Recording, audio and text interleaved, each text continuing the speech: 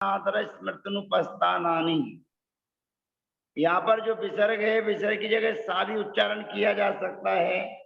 योग दुष्प्रणिधाना नादर स्मृतनुपस्थानानि। योग माने मन वचन काय, सामायिक करते समय शरीर को निश्चल नहीं रखना, चलायमान करना। सामायिक करते समय उच्चारण आपका शुद्ध होना या जल्दी जल्दी बोलना। सामायिक में मन नहीं लगना, जबरदस्ती सामायिक करने बैठ गए, मन नहीं है लेकिन करना पड़ रही है। फिर आता है अनादर। सामायिक के प्रति जो उत्साह होना चाहिए वो आपको कहने की आवश्यकता नहीं है कि सामायिक का समय हो गया। आप सामायिक के समय में सामायिक करने बैठ जाइए, ये उसका आपके प्रति आदर भाव है। अब इसमें एक चीज विशेष ध्यान रखना कि बहुत से श्रावक जो आहार दान में दक्ष रहते हैं, साधु संतों को आहार दान देते हैं, आहार दान कराते हैं, उस समय उनकी सामायिक आगे पीछे हो जाती है। तो उस समय ये मत समझना कि उनको सामायिक के प्रति आदर भाव नहीं है। सामायिक के प्रति आदर भाव तो है, लेकिन उससे भी कीमती है गुरुओं को आहार कराना। और गुरुओं के बाद आहार कराने में कोई साधक त्यागी वृत्ति भी आता है तो उसको भी आहार कराना, क्योंकि उसको 24 घंटे चलाना है। तो उस समय यदि आपका सामायिक का काल आगे पीछे हो जाता है तो उसमें ये नहीं है कि आप सामायिक के प्रति आपको अनादर का भाव है। सामायिक के प्रति अनादर का भाव जब है कि जब आप कुछ नहीं कर रहे हैं, आप साधु संत आपकी नगरी में नहीं है, आप ऐसा कोई प्रयोजन नहीं कर रहे हैं कि जिससे आप व्यस्त हों, खाली बैठे हुए हैं, उसके बाद भी आप सामायिक नहीं कर रहे हैं, गप्पाष्ट आपका चल रहा है, उसका नाम है अनादर। और 5वें नंबर का स्मृति अनुपस्थान। स्मृति अनुपस्थान, भूल ही जाना। अरे आलोचना पाठ पढ़ रहे थे, भक्तांबर पढ़ने लगे, भक्तांबर पढ़ रहे थे, कल्याण मंदिर बीच में आने लगा। तो जो आपका मन चंचल है, उस मन की चंचलता के कारण आप पाठों का उच्चारण करना भूल जाते हैं। इसका नाम है स्मृति अनुपस्थान। ये 5 सामायिक शिक्षा व्रत के अतिचार हैं। सोचना कि हमने व्रत लिए हैं कि नहीं लिए, कि हमारे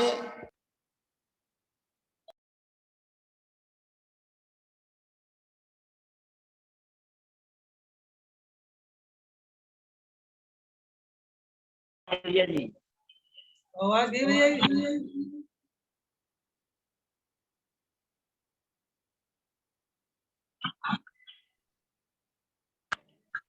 आवाज आ रही है भैया जी? आई आए भैया।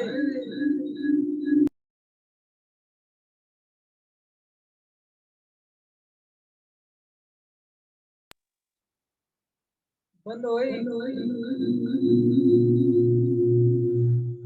करने की आवश्यकता नहीं है।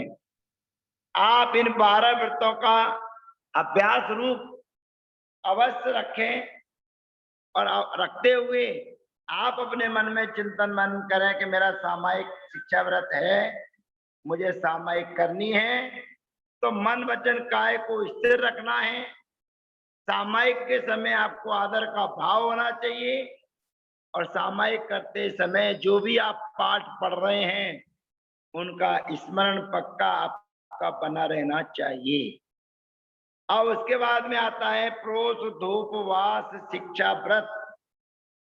प्रोष धूपवास जो शिक्षा व्रत है, जो आपने एकासन करने का नियम ले रखा है, जो आपने उपवास करने का संकल्प ले रखा है, उनके बारे में बताया जा रहा है कि आपको कैसे अतिचार लगते हैं, उन अतिचार से आपको बचना है।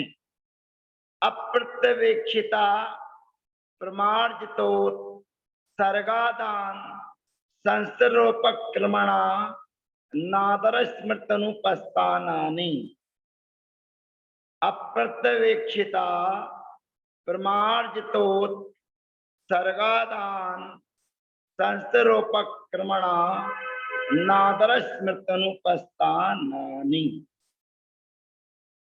अब अप्रत्यवेक्षित का मतलब ये होता है कि जो हमारे साधन रखने के हैं, उन रखने के और उठाने के जो साधन हैं उनमें आदर भाव नहीं होना।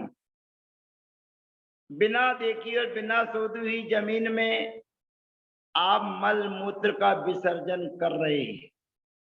अप्रत्यवेक्षित अप्रमार्जित उत्सर्ग, ये पूरा नाम है, लंबा चौड़ा। इसमें बड़ी विचित्रता है आचार्य महाराज की। अप्रत्यवेक्षित अप्रमार्जित, इसके साथ में फिर लग जाएगा आदान, फिर लग जाएगा संसर्गोपक, फिर लग जाएगा अनादर। तो अप्रत्यवेक्षित आदि जो है ये पूरा के पूरा शब्द आगे वालों के साथ में भी जोड़ना है। अप्रत्यवेक्षित प्रमार्जित उत्सर्ग पहला नंबर का अतिचार है। अप्रत्यवेक्षित माने बिना देखी और बिना शोधी हुई जो जमीन है, भूमि है, पृथ्वी है, उसमें उत्सर्ग माने त्याग करना। तो त्याग काय का करना? हम शरीर के अंदर जो उत्पन्न होता है मल, उसका जो त्याग करते हैं तो स्थान देखकर। अब एक चिंतन मनन करना है आपको। इसमें उन लोगों के लिए चर्चा की गई है जो बाथरूम का उपयोग नहीं करते हैं, क्योंकि बाथरूम में आपको कोई चीज दिखने की नहीं, और दिखेगी बाथरूम में तो बहुत सारे जीव जंतु। प्राय करके अगर थोड़ी सी भी लापरवाही की जाती है, पानी आदि का प्रयोग नहीं किया जाता है, तो दूसरी बार अगर उसका उपयोग होगा तो बहुत सारे जीव वहां पर उत्पन्न हो जाते हैं। तो जो सामान आप लोगों की बाथरूम रहती है वो हर व्यक्ति के साथ सफाई मांगती है। तो यहाँ पर जो लिखा गया है अप्रत्यवेक्षित प्रमार्जित उत्सर्ग, जो उन्हीं लोगों के लिए है जो बाथरूम का उपयोग नहीं करते हैं, और बाथरूम का उपयोग ना करने के बाद जहाँ खुले स्थान पर वो मलमूत्र का त्याग करने के लिए गए हैं, तो वहां पर भी उनको देखकर शोधन करके आसपास के वातावरण को देख करके कोई जीव जंतु कहीं से उत्पत्ति स्थान तो नहीं है। पता पड़ा कि आप जहां पर लघु शंका कर रहे हैं उसी स्थान पर चींटियों का कोई गड्ढा हो, चींटे उसमें से निकल रहे हों, या अन्य कोई स्थान वहां पर हो जहां पर जीव की महत्ता हो, तो ऐसे स्थान का पहले सर्वे करके उसके बाद मलमूत्र का विसर्जन करना चाहिए। और विसर्जन करते समय अगर ऐसा कुछ प्रतीत होता है कि कोई जीव जंतु अचानक कहीं से भटकता हुआ आ जाए, तो उसकी सुरक्षा का भाव आपके अंदर बना रहना चाहिए। उसके बाद में आता है अप्रत्यवेक्षित प्रमार्जित आदान। आदान का मतलब है ग्रहण करना। तो बाकी का तो पूरा का पूरा शब्द वही है कि बिना देखे बिना सोते हुए जो आपके पूजा आदि के उपकरण हैं, उन उपकरणों को उठाना, ये दूसरा प्रोक्तोपवास का अतिचार है। और तीसरा है संसर्गोपक्रमण। बाकी का चीज पूरा का पूरा लगेगा। बिना देखे और बिना सोते हुए वस्त्र चटाई आदि जो भी हैं, जो आपके आवश्यक हैं, जो हमेशा आपके साथ में रहते हैं, उनको बिछाते समय परिमार्जन नहीं करना। सोचना, विचार करना, चिंतन करना। प्रोक्तोपवास शिक्षा व्रत के अतिचार में ये बताया जा रहा है कि आप बिना शोधन की हुई वस्तु पर बैठ जाना, बिना देखी हुई जमीन पर पृथ्वी पर बैठ जाना। तो आप बिना देखकर बिना शोधी हुई वस्त्र चटाई आदि हैं उनका उपयोग नहीं कर सकते। त्यागी वृत्ति है, प्रथमाधारी है। मैंने पिछली बार भी आपको बताया आपकी चटाई बिछी और जो बिछी हुई चटाई है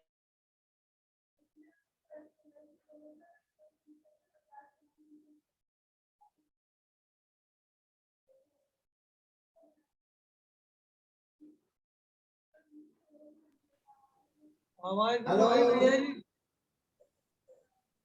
आवाज आ गई आ गई क्या? आवाज आ रही है? आ गई भैया जी। आ रही। ठीक है। बीच में लोग बाग अंतराल डालते रहते हैं, फोन कर करके परेशान करते रहते हैं। वो भी बेचारे दुखी परेशान है कि बहुत देर से बात नहीं हुई तो क्या करें, पर वो ये भूले बैठे हैं कि 8 बजे से हमारी क्लास चलने का टाइम है, तो हम क्लास में लगे हुए होंगे। तो आगे आ गया, जो चटाई आदि हमारे उपयोग की चीजें हैं उनको देखकर बिछाना चाहिए। अर्थात यह है कि आप जिस चटाई पर रोज सोते हैं, तो जब आप उठें, उठने के बाद चटाई को परिमार्जित करके घड़ी करके रखना चाहिए।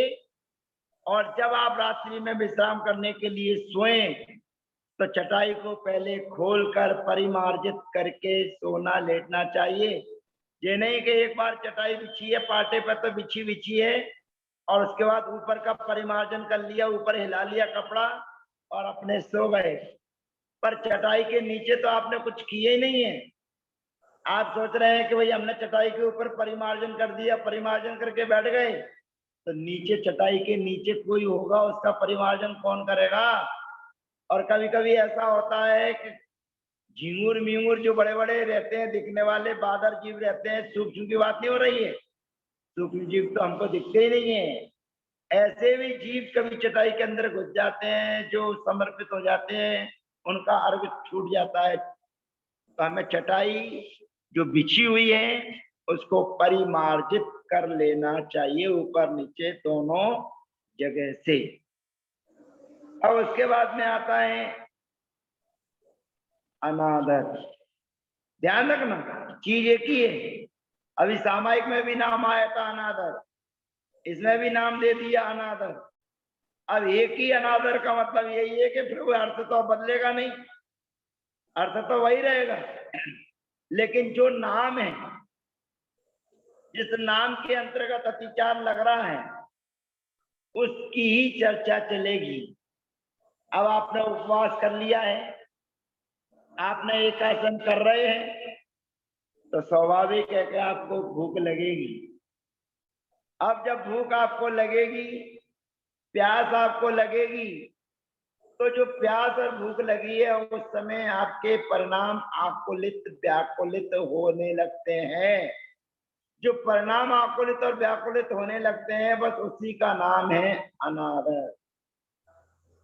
उसके प्रति, उपवास के प्रति अगर आपको आदर भाव है, तो पेट की मशीन तो चलती है, वो कहती है कि मुझे कुछ ना कुछ खिलाओ, लेकिन उसके मांगने पर उसका उपयोग उसको नहीं देना, ये अपने उपवास के प्रति आदर भाव, बहुमान और सम्मान होता है। और उसके बाद में प्रभु आ गया स्मृतन उपस्थान, भूल जाना। जो आवश्यक करने का समय है, उस आवश्यक करने के समय को भूल जाना, विस्मृत हो जाना, ये स्मृतन उपस्थान नाम का प्रोस्तोपासिक जागृत का अतिचार है। पुनः एक बार रिवीजन कर लें। अप्रत्यवेक्षिता प्रमार्जित, ये शब्द तीन लोगों के साथ में लगना है। पहले उत्सर्ग के साथ, फिर आदान के साथ, फिर संश्लोकक्रमण के साथ में। माने 3 बार इनकी प्रयोजन आपको करना है। अप्रत्यवेक्षित, अप्रमार्जित उत्सर्ग, फिर अप्रत्यवेक्षित अप्रमार्जित आदान, फिर अप्रत्यवेक्षित अप्रमार्जित संस्तर उपक्रमण। ये सबकी संधियां मैंने तोड़ तोड़ के अलग करके रखी हुई हैं, क्योंकि संधि करके रखेंगे तो इतना लंबा चौड़ा वाक्य बन जाता है कि सामान्य लोग को समझ में भी नहीं आएगा, और सामान्य लोग के समझ में नहीं आने के कारण उनका उच्चारण स्थान ही नहीं बन पाता है। देखिए अरुण भाई आपके लिए कितना सहयोग कर रहे हैं, कि शब्दों के नीचे लाइनों का उपयोग करके आपको दिखा रहे हैं कि देखिए यहाँ पर संधि होना थी जो नहीं हुई है। अब प्रत्यवेक्षित में समाना सवर्णे दीर्घी भक्ति लगता, फिर प्रमार्जित के बाद में उत्सर्ग में उवर्णे ओ लगता, जो इसीलिए नहीं लगाया है कि कम से कम आपसे उच्चारण बने, और जब आपसे सही उच्चारण बनेगा तो उसका आपके सही अर्थ भी आपसे बनने लगेगा। तो आपने जो प्रोसोपवास शिक्षा व्रत लिया है उसके लिए आपको बिना देखी और बिना सोधी हुई जमीन में मलमूत्र का त्याग नहीं करना, तो अतिचार नहीं लगेंगे। बिना देखी हुई बिना सोधी हुई वस्तु को ग्रहण नहीं करना। अपने जो उपकरण है, पीछी है, कमंडल है, उनको देखकर ही ग्रहण करना। और बिना देखे बिना सोधे जो आपके आवश्यक चटाई वगैरह हैं उनको उठाना बिछाना। और अनादर का मतलब है कि अपने जो आवश्यक है, भूख लग रही है, उस समय आपके पेट में आकुलता व्याकुलता चल रही है, और ये प्राय करके चतुर्दशी के दूसरे दिन होता है, अष्टमी के दूसरे दिन होता है। ये ध्यान रखना आप लोग। चतुर्दशी के दिन उपवास यदि आपने किया है, अष्टमी के दिन उपवास आपको किया है, तो अष्टमी और चतुर्दशी तो आपकी सुख साता से गुजर जाती है, पर नौमी, अमावस्या, पूर्णिमा, ये सवेरे ही सवेरे से व्याकुल आकुलित होने लगते हैं। और ये कहता है मन के 7 बजे मिल जाए, फिर कहता है कि 7:30 बजे मिल जाए। माने जितना जल्दी मिल जाए उतना अच्छा है। ऐसे आकुलित परिणाम हमारे होते हैं, तो ये अनादर कहलाता है, प्रोसुतोपवास का अतिचार। और इसमें तनुपस्थान, जो आपके करने योग आवश्यक धर्म कार्य हैं उनको भी भूल जाना। उपवास के बाद अब हमें क्या करना है क्या नहीं करना, हमारे आवश्यक कौन कौन से हैं, हमें किस समय कौन सा कार्य करना है, इसका चिंतन मनन भी करना चाहिए। आगे का व्रत आता है जो कल आएगा। आज की चर्चा हमारी और आपकी इतनी ही है। पंच कल्याणक सानंद संपन्न हो गया, थोड़ी बहुत विघ्न बाधा के साथ, लेकिन 70-80 भगवान पूरे हो चुके हैं। और हमारे अरुण भाई ने दिखाया है कि 7वां अध्याय भी पूरा होने वाला है। पूरे सूत्र उन्होंने दिखा दिए, लेकिन वे सूत्र बहुत कीमती हैं, उनके लिए आज हम चर्चा नहीं कर सकते क्योंकि 9 बज चुके हैं। यद्यपि हम आपसे देर से जुड़ पाए, फिर भी हम प्रयासरत यही थे कि 8 बजे हम आपके साथ में हो जाएं। हमारे मोबाइल ने बहुत सारा पानी पी लिया है, और पानी पीने के कारण हमारा मोबाइल अब हमारे पास में नहीं है। ये दूसरों का मोबाइल है, सिम हमारी है, और इसके फंक्शन अभी हमको पता ही नहीं है। अभी हमारे पास पता ही नहीं है कि हमारे पास में व्हाट्सएप है या नहीं है। तो हो सकता है कि आपको असुविधाएं होती रहे एक आध दिन और, क्योंकि नई प्रक्रिया फिर चालू हो गई है, नया मोबाइल आ गया है, मतलब किसी के उपयोग का है, अभी नया नहीं आया है, पर उसके फंक्शन और हमारे फंक्शन में अंतर है, तो वो आगे पीछे है। तो कल पुनः हम और आप मिलते रहेंगे, और इसी प्रकार से तत्वार सूत्र के अध्यायों को पढ़ने के बाद जब 8 अध्याय 10 अध्याय पूरे हो जाएंगे, फिर अपन नई पद्धति के साथ में पुनः अरुण भाई के सहयोग से इस तत्वार सूत्र को पढ़ने का प्रयास करेंगे, या पुरुषार्थ सिद्धि उपाय पढ़ने का प्रयास करेंगे। जो भी आप सभी चाहेंगे उसी ग्रंथ का स्वाध्याय हम और आप मिलकर करेंगे। 4-5 दिन से स्वाध्याय नहीं हुआ, यद्यपि हम 8 बजे जहां भी थे और क्लास लग सकती थी, पर कल क्लास इसलिए नहीं लग पाई कि भगवान का केवल ज्ञान का दिन था, और केवल ज्ञान के दिन होते हुए सवेरे से लेके शाम तक शरीर पूरा केवल ज्ञान की क्रियाओं में लगा हुआ था। बस शाम के बाद शरीर ने साथ देना छोड़ दिया। जब शरीर ने साथ देना छोड़ दिया तो मन में हमारी इच्छा थी कि आपसे जुड़ जाएं, आपके साथ में आ जाएं, लेकिन शरीर कहता है कि अब रहने दो और चटाई बिछाओ और लंबे हो जाओ। तो मेरे ज्ञानावरण कर्म का क्षयोपशम कल नहीं था। अगर उसका क्षयोपशम होता तो मैं आपके साथ में जुड़ा हुआ ही रहता। और अब नियमित स्वाध्याय हमारा और आपका जो समय निर्धारित